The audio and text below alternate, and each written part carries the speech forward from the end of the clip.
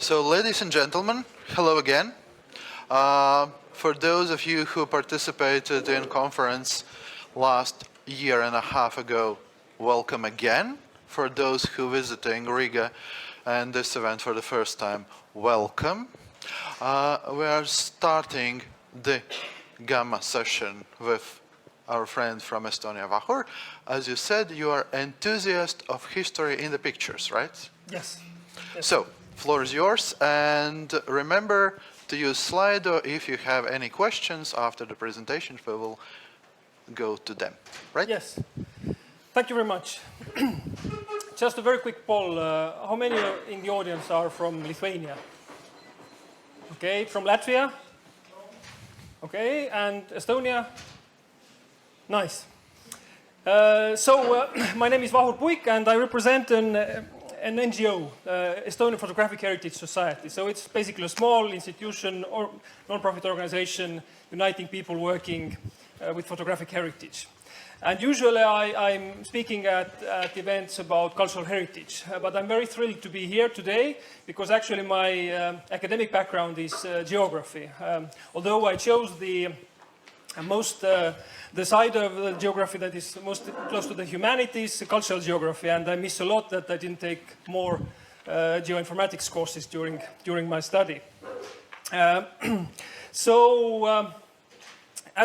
As I will be talking about pictures, I think this is a good picture to start with, as Kodak is a brand of the golden era of the analog photography, but this is a contemporary picture, and what's good about these pictures is that if I should forget where and when I took this picture, although this is not likely because I did it last night in Vilnius, Google Photos, for instance, displays me very well the location of the picture and the date. So, as you all know, modern devices have timestamps and geotags attached to the images automatically. But this is not the case with historic pictures. So pictures that are in the public collections, in the museums and archives, and they are also getting digitized. And these pictures only have some kind of descriptions. For instance, this is a picture from Estonian Sports Museum collection, and it is a picture from Riga. So it says it's a skating competition. It has a very accurate date also, that it's early February 1934, but the specification of the location is only city level, Riga. And of course, it's a picture from an Estonian collection, so also the description, all the information about it is in Estonian. And just a very trivial thought again to rephrase it, what I started with, that actually every picture has been taken somewhere, or to rephrase it again, in a very specific place. And what is the problem with these historic picture collections if they get digitized is that they are mostly only searchable by text. And there is no or very little location metadata in the form of geographic coordinates. And I think that it also connects to the first keynote today about Turkmenistan and mapping, OSM mapping about place names being changed. So we already saw that this was a picture from Riga from an Estonian collection. So first there is this language barrier that actually the description is in Estonian. But then again, there is this issue of changing place names over the times. So we all know here that we have had several occupations, and one of the acts that the rulers always do is renaming the places. During the Soviet time, the street names carried names of the Soviet heroes, etc., and nowadays they have been renamed. But usually the descriptions of the images date from the time when the picture was taken into the collection. And even if these pictures and descriptions get digitized, they are not edited. That's mostly the case. So, and it's a very well-recognized issue, basically. There is a very nice report already from 2012 about the Geocoded digital cultural content, and they are putting some thoughts very nicely that geographic location is one of the most important attributes of cultural heritage.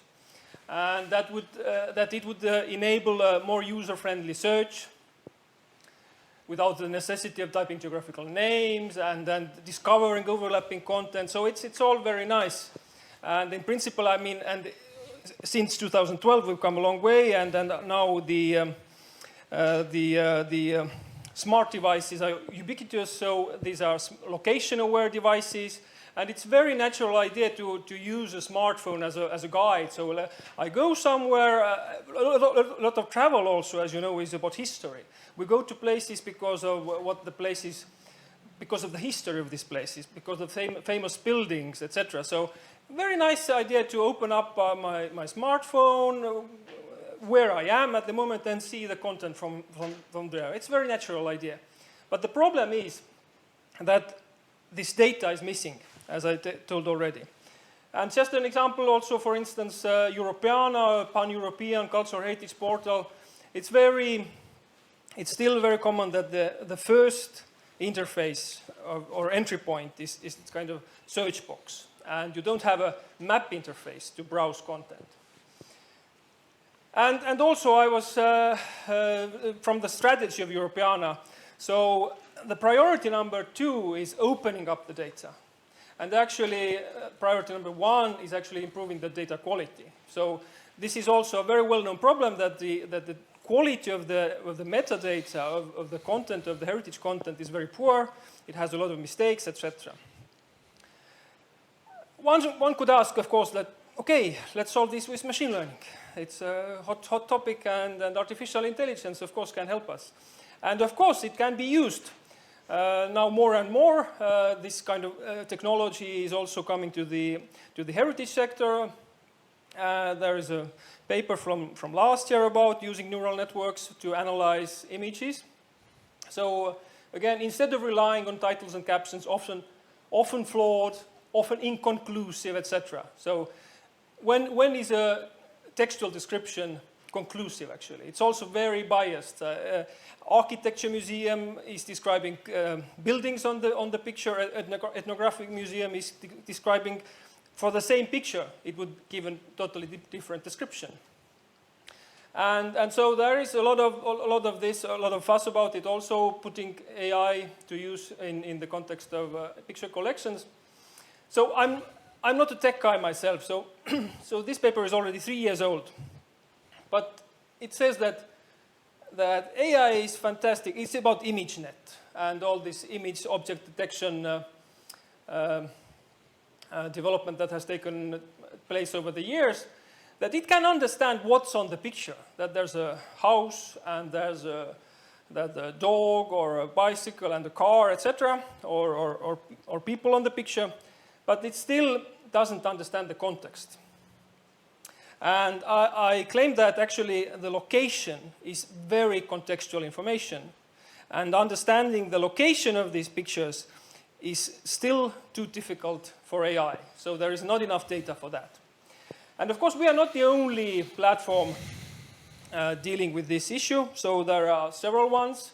HistoryPin, for instance, one of the biggest. It also has some content from Riga. Then I think probably the most active, like with the biggest number of users, is a Russian portal, PastView. Also has content from all over the world. Then there's an initiative in Switzerland.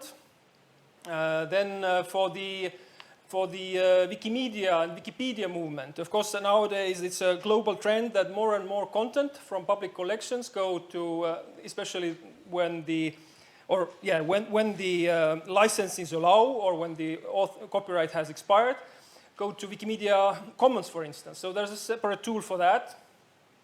Then there's a project from Austria, but that's a spread also over Europe, called Topotek. New York Public Library has a user interface for geotagging content, and then there's us. And so the idea is that we want to have all these historic pictures geotagged, so that all these individual arrows represent one individual image.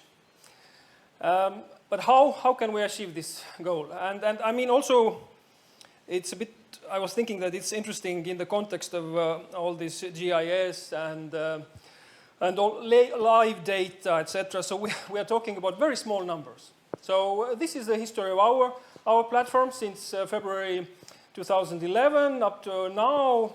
So we are basically talking about a total number of pictures, a bit less than 180,000 pictures, and number of geotagged images around 100,000. So very small numbers. If we think about like comparing to maybe live data coming from, I don't know, all the traffic that have GPS is on, etc., etc.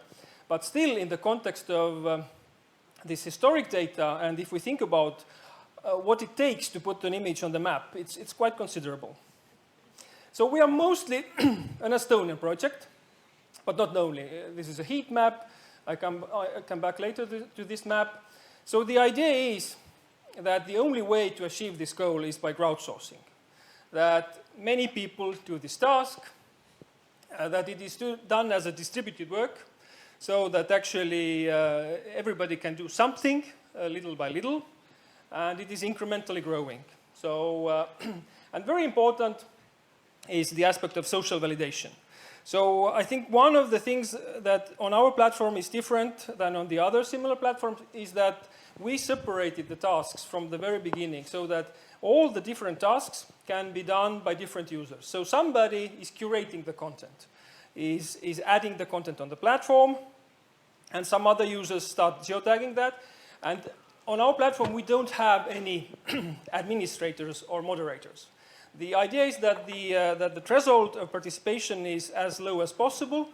Already one user can put the picture on the map, but we would like, of course, to have other users validate these suggestions by other users, so that we are more sure that these are correct.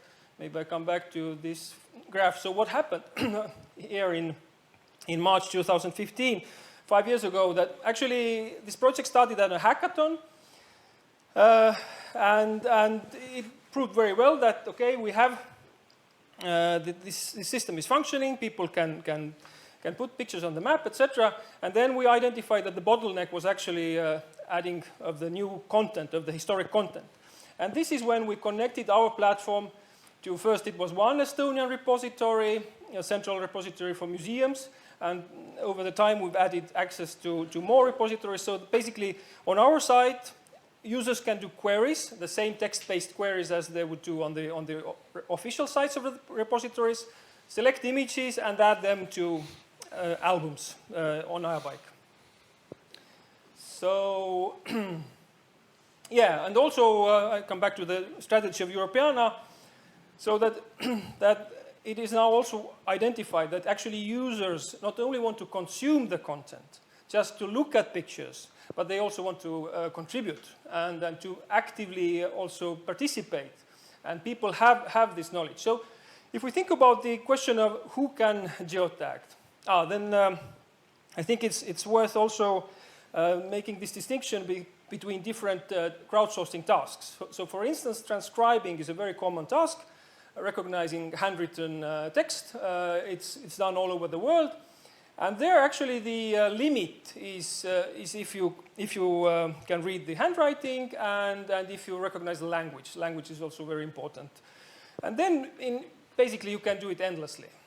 So as much time as you can contribute, you can do that. Whereas the task of geotagging is different, because it is not this kind of generic knowledge as being able to read and understand the language, but it demands a very specific knowledge about places. You need to recognize the places, actually, in order to do that. Of course, there are some, again, pictures from Riga. Do you recognize? Who recognizes this place? Because there are some very... So it's a picture from a Finnish collection. So again, of course, these collections do not recognize state borders. Most of the content usually from Latvian collections are from Latvia, but still, or Finland, in Finland they are Finnish, but still you have pictures of Riga in a Finnish collection. So somebody has recognized, so, and I checked on the Google Street View, so it seems to be correctly recognized. But I think also now, for instance, this building in Riga, also supposedly in Riga, somebody might actually recognize this building. Or here, a very specific wooden house, maybe not there anymore, but there are freaks, in a very good sense, who have all this knowledge, who have studied historic pictures for years. And even if this picture could be recognized, then this building here is actually the same as here. So from these contextual images, or a picture from Estonian collection, supposedly from Riga, one would say that it's impossible to put this on map if you don't have any more address, or if you stumble upon a person who lived on the street. But actually there's another picture that has more context. And now this previous picture also can be put on the map with help of that. So again, a picture from Estonian collection. It only says that it's a house of Baptists in Riga. It's a specific knowledge. I'm sure Baptists in Riga can put that on the map. I was surprised. This is a picture of the Baltic Way. And somebody has recognized this place. So you see, this is the same wall here. And I was really amazed when I was checking this last night that actually, how did they recognize this place? Did they know somebody from these people here and who also remembered where they were standing exactly? Or what was how could they do it? Sometimes you have hints on the pictures already. If the street name is there and the number, then it's easier to put it on the map. And then you have very, very hard cases. But I think that these are supposedly Riga as well, from an Estonian collection, but somebody actually might recognize these, I think, or even that one. And I did this one from New York myself. So you see there's a Rolex sign on this picture. And I was Googling and walking with Street View, and I managed to identify this place. So you can do that if you really want to do that. But of course, it would be much easier if people who are from the location see these pictures and can do that. Very important aspect, I'm running out of time now, is historic maps. And in Estonia, there is also a one-man project who has georectified historic maps and created a web service.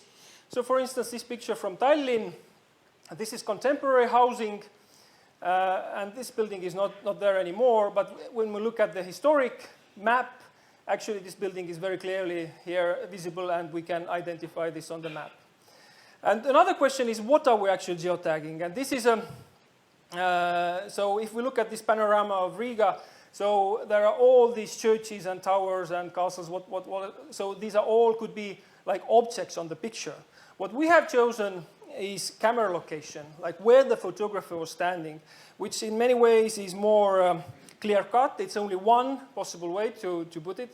There's only one right answer, where the photographer was standing.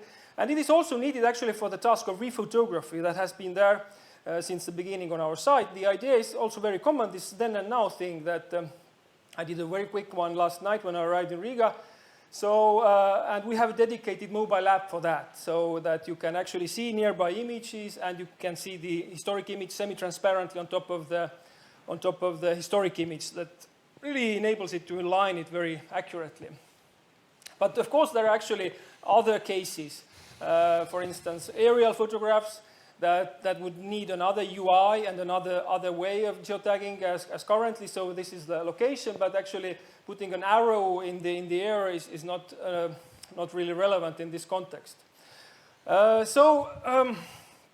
was doing some statistics that I hadn't looked at for quite long now for this presentation. And so this is a number of photos and geotags per photos. So you see that actually the biggest number of photos only has one geotag. And I took away the first two classes, then the distribution is a bit bigger. But of course, we don't need 500 plus geotags for an image. So this is just because the first set of images that we had since 2011 stayed there so long and was so small that so many users did it. But this is not needed. But of course, I mean, to have at least 2 to 4 or maybe 5 to 9 users validate would be great. Then if we think about who does this job, and this is number of users and number of geotags per users. So we see that a very big number of users only does it once, and then some users do it more. And then we have a small number, 45 users, who have done or geotagged more than 500 pictures. And now if we look at the cumulative work, this is impressive. And I hadn't refreshed these graphics also for quite some time. So basically we see that this small number of users has done the biggest amount of work. And this is very characteristic for all crowdsourcing projects. Also, it's the same on Wikipedia, so it's 1-2% of users who actually do the editing, and most rest of the users are just consuming the content. So, and this is a demo that that's a live demo. If you go to this address that we did for today's purpose, so Estonian mapping company Regio has actually completed a vector map, and it has a timeline here about the pictures that added to Ajapaik. And now the idea is that if we zoom in, let's take Paide for instance, so we get to the level of the individual photos, and now we can actually start panning the map or tilting, and we get also these 3D vector tiles. So that are actually extremely useful for also the task of geotagging, although they are very basic, just the height of the contours, so not the real shape of the building. And so if we click on some pictures, then we also get this view on top of the. Yes, and so I think that actually. We are reaching the end, my friend. So, yes. Final words. Final words. That actually, in many ways, Ajapaik is very primitive in terms of the GIS.